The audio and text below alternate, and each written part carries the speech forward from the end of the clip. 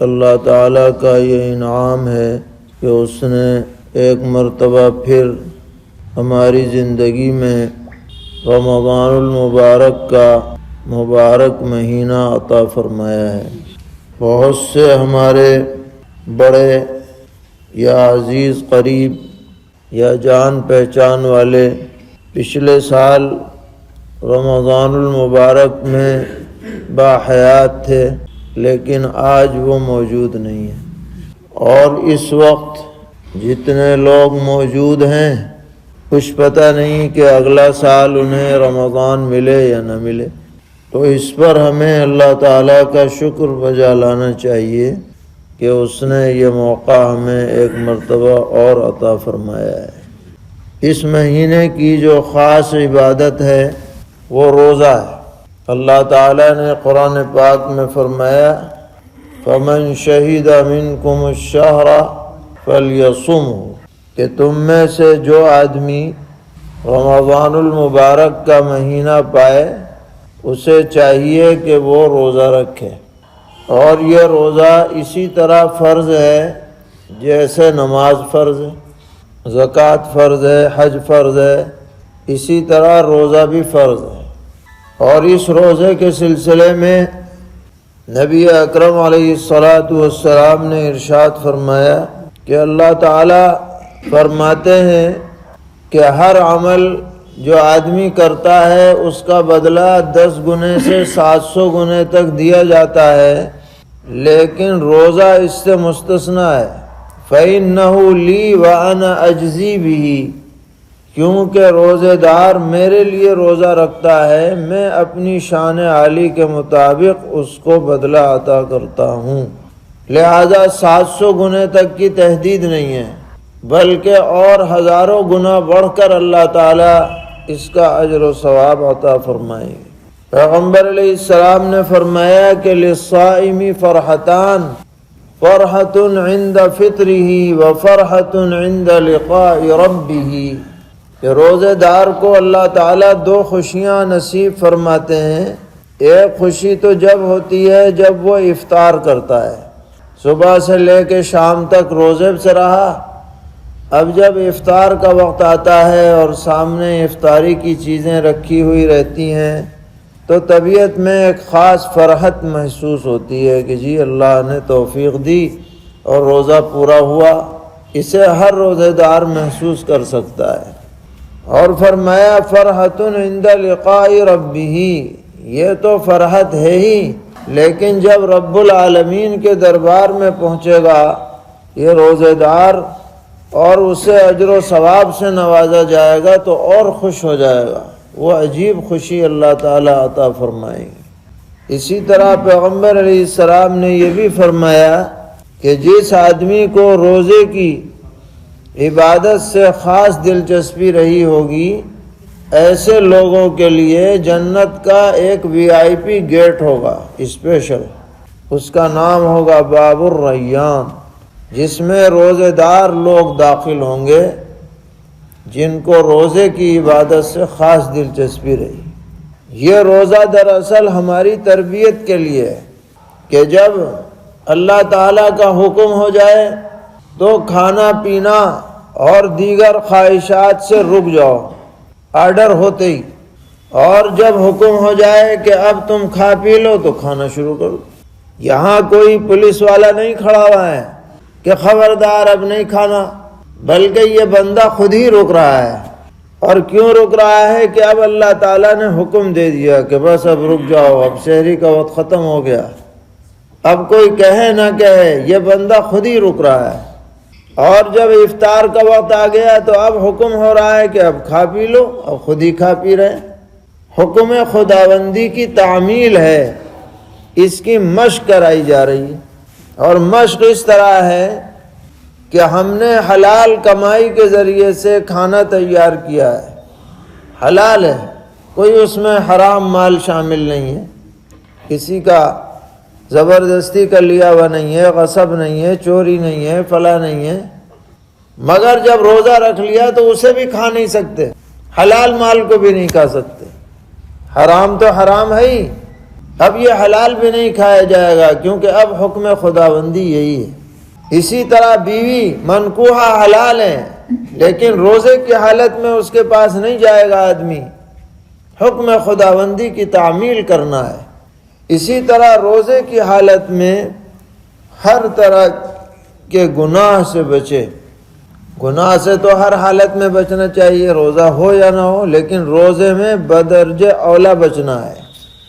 نبی اکرم علیہ السلام نے فرمایا کہ جس آدمی نے روزہ رکھا اور وہ گناہوں سے محفوظ نہ رہا تو اللہ تعالیٰ کو اس کے بھوکے پیاسے ہونے کی کوئی پرواہ نہیں۔ اگر اس کی زبان قینچی کی طرح چلتی رہی، گالم گلوچ کرتا رہا، جھوٹ بولتا رہا، غیبتیں کرتا رہا، آنکھوں سے غلط مناظر دیکھتا رہا، کانوں سے گانے باجے سنتا رہا اور سمجھ رہا کہ میرا تو روزہ ہے، ٹھیک ہے روزہ قاعدے ضابطے کے مطابق ہو جائے گا، لیکن اللہ کے ہاں یہ روزے داروں میں نہیں لکھا جائے گا، کیونکہ اس نے روزے کے تقاضوں کو پورا نہیں کیا۔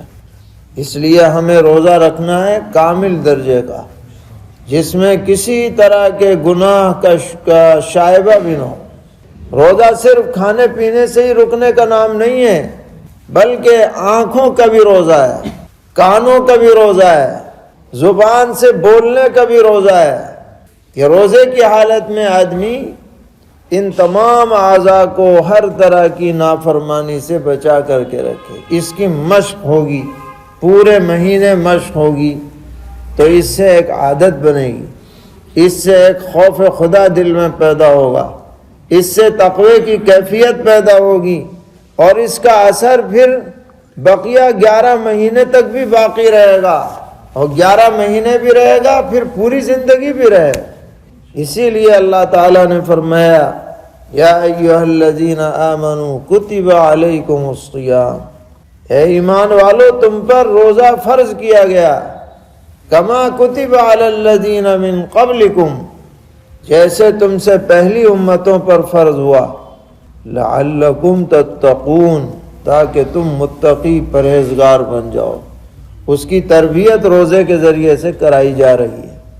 تو ایک تو یہ عبادت ہے جو ہر مسلمان عاقل بالغ پر فرض ہے، صحت مند پر فوری طور پر روزہ رکھنا لازم ہے، اور اگر کوئی بیمار ہو یا مسافر ہو تو فرض تو اس پہ بھی ہے، مگر یہ ہے کہ تم ابھی نہ رکھو، بعد میں رکھ لو، اس کی ڈھیل دی گئی ہے، رخصت دی گئی ہے۔ لیکن ایسا نہیں ہے کہ فرض نہ ہو، فرض ان پر بھی ہے۔ آج بہت سے ہمارے بھائی بہن بلا کسی عذر کے روزہ چھوڑ دیتے ہیں، اور احساس نہیں ہوتا کہ ہم نے کتنا بڑا جرم کیا ہے۔ رمضان المبارک میں کوئی مسلمان جس کو کوئی عذر نہ ہو اور وہ روزہ نہ رکھے، بہت بڑا مجرم ہے اللہ کے نگاہ میں، سخت گنہگار ہے۔ پیغمبر علیہ السلام نے فرمایا کہ بلا عذر رمضان کا فرض روزہ چھوڑ دیا، اب اس کے بدلے میں پوری زندگی بھی اگر یہ روزہ رکھے گا تو اس کی بھرپائی نہیں ہو سکتی، تلافی نہیں ہو سکتی۔ اس لیے ہر مسلمان کو روزے کا اہتمام کرنا چاہیے۔ جو بچے روزے کے قابل ہو جائیں، بڑے ہو جائیں، ان کو عادی بنانا چاہیے، ماحول بننا چاہیے مسلم معاشرے میں رمضان کے احترام کا، کہ کوئی آدمی اگر وہ کسی عذر کی وجہ سے روزہ نہیں بھی رکھ رہا تو برملا کھانا پینا نہ کرے، چھپ کر کے کھائے، تاکہ رمضان کا احترام باقی رہے اور ایک عظمت اس کی لوگوں کے دلوں میں بیٹھی رہے۔ تو ایک بات تو پیغمبر علیہ السلام نے یہ فرمائی کہ من صام رمضان ایمانا واحتسابا غفر له ما تقدم من ذنبه، کہ جو آدمی رمضان میں روزے رکھے ایمان و یقین کے ساتھ اور ثواب کی امید میں، تو اس کے پچھلے سب گناہ معاف ہو جائیں گے اس روزے کی برکت سے۔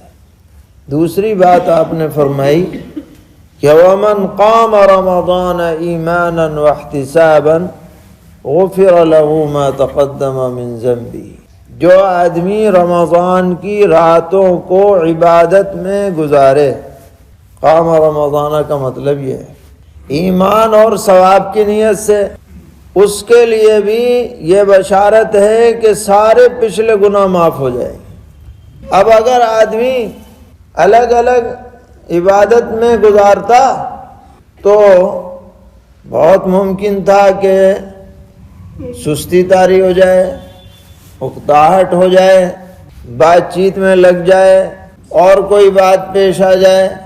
تو اللہ تعالیٰ کا فضل و کرم دیکھیے کہ اس نے ہمارے فائدے کے لیے رمضان میں ایک خاص نماز ہمیں عطا فرما دی، جس کو تراویح کہا جاتا ہے۔ تراویح کہنے کی وجہ یہ ہے کہ اس میں 4 رکعت کے بعد کچھ دیر بیٹھا جاتا ہے، اس کو کہتے ہیں ترویحہ۔ ترویحہ کا مطلب ہے آرام کے لیے کچھ سستا لینا۔ اب کئی مرتبہ بیٹھا جاتا ہے تو سب کو ملا کے یہ تراویح ہو گئی، اس کی جمع، تو ترویح سے تراویح بنی۔ اب 20 رکعت ہیں تو 4 رکعت کے بعد بیٹھا جاتا ہے، پہلے 4 کے بعد ایک، دوسرے کے بعد ایک، تیسرے کے بعد ایک، چوتھے کے بعد ایک، تو گویا 4 ترویحیں ہوئے، اور ایک 5واں ہوگا جو وتر کے اور تراویح کے بیچ میں۔ اس نماز کی وجہ سے ہمارا دل لگا رہتا ہے، جماعت سے پڑھنا ہے، اسے مسجد میں پڑھنا ہے، الگ بھی پڑھ سکتے ہیں لیکن مسجد میں پڑھنا زیادہ افضل ہے۔ تو ایک وقت ہمارا عبادت میں گزرتا ہے، اور وہ عبادت بھی کیا ہے؟ 2 چیزوں پر مشتمل ہے، ایک تو نماز اور ایک قرآن پاک۔ کم از کم 1 مرتبہ تراویح میں قرآن پاک سننا یہ مستقل سنت ہے، تو اس کی بدولت ہماری راتیں کارآمد ہو جاتی ہیں اور صحیح انداز میں ہم عبادت میں انہیں گزار لیتے ہیں۔ اس میں 2 باتوں کا خیال کرنا ضروری ہے۔ پہلی بات یہ ہے کہ قرآن پاک تراویح میں پڑھا جائے یا سنا جائے، اس میں جلد بازی نہیں ہونی چاہیے۔ جب ہی ہم پورا قرآن سننے والے کہلائیں گے جبکہ کوئی غلطی نہ رہ جائے اور حروف نہ کٹ جائے۔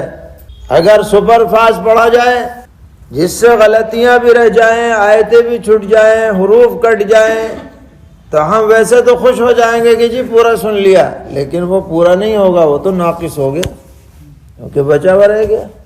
تو یہ جلد بازی نہیں ہونی چاہیے قرآن پاک پڑھنے میں، کم از کم اتنی رفتار سے پڑھا جائے کہ کوئی حروف کٹے نہیں، کوئی آیت چھوٹے نہیں۔ دوسری بات یہ ہے کہ تراویح کی نماز میں بھی اتنی جلدی نہ کی جائے کہ سنن اور واجبات کا لحاظ بھی نہ رہے۔ بعض مساجد میں دیکھا جا رہا ہے کہ اتنی تیز نماز پڑھی جا رہی ہے کہ بوڑھے لوگوں کے لیے امام کا ساتھ دینا مشکل ہے۔ قوما جلسہ تو ہے ہی نہیں، رکوع سجدے کی تسبیحات بھی ایک ایک پہ کافی، اتنے وہ بیچارہ اٹھنے کی کوشش کرتا ہے اتنا پتہ نہیں کہاں پہنچ لیتا ہے امام۔ تو ساری جلد بازی نماز ہی میں رہ گئی۔ ایسی نماز نہ پڑھی جائے جو ہم پر لعنت کرے۔ یہ اللہ کی عبادت ہے، اس میں جتنا بھی وقت صرف ہو جائے گا وہ ہمارے لیے رحمت کا سبب بنے گا، قربت کا سبب بنے گا۔ جلد بازی اللہ کو پسند نہیں ہے۔ نہ تو قرآن پاک میں جلد بازی ہو اور نہ نماز کے اندر جلد بازی کی جائے، بلکہ جتنا بھی وقت اس میں لگے اطمینان اور سکون کے ساتھ، خوش دلی کے ساتھ، طبیعی بشاشت کے ساتھ، ذوق و شوق کے ساتھ کہ یہ اللہ کا کلام ہے، اس کو سلیقے سے پڑھنا ہے، سلیقے سے سننا ہے، یہ نماز اللہ کی عبادت ہے، اس کو سنت کے طریقے کے طور پر ہمیں انجام دینا ہے، یہ ہمارا جذبہ ہونا چاہیے۔ افسوس ہے کہ آج اس معاملے میں بڑی انتہائی کوتاہیاں ہمارے معاشرے میں پائی جاتی ہیں۔ لوگ اس میں رہتے ہیں کہاں جلدی پڑھی جا رہی ہیں، وہاں جا کر کے نماز ادا کریں۔ چاہے کچھ نہ پتہ چلے کہ کیا پڑھ رہا ہے یہ حافظ تراویح، اور کیسے ارکان ادا کیے جا رہے ہیں، کیسی نماز پڑھی جا رہی ہے، وہ جلدی ہونی چاہیے۔ تھوڑا 1 منٹ بھی اگر کبھی مقررہ وقت سے آگے بڑھ جاتا ہے تو طبیعت میں ایک طرح کا انقباض ہونے لگتا ہے، گویا کہ ہم اپنی بیگار ٹال لیں۔ تو نماز اور قرآن پاک اس کے ساتھ یہ حرکت ہرگز مناسب نہیں۔ ہم لوگوں کو اس کا اہتمام کرنا چاہیے۔ یہ نعمت ہمیں ملی ہے رمضان المبارک کی، اس کے دنوں کو بھی کارآمد بنائیں، اس کی راتوں کو بھی کارآمد بنانے کی کوشش کریں۔ اللہ تعالی ہم سب کو توفیق عطا فرمائیں، کوتاہیوں کو معاف فرمائیں، اور صحیح طرح اس کی قدردانی کی سعادت سے ہمیں نوازیں۔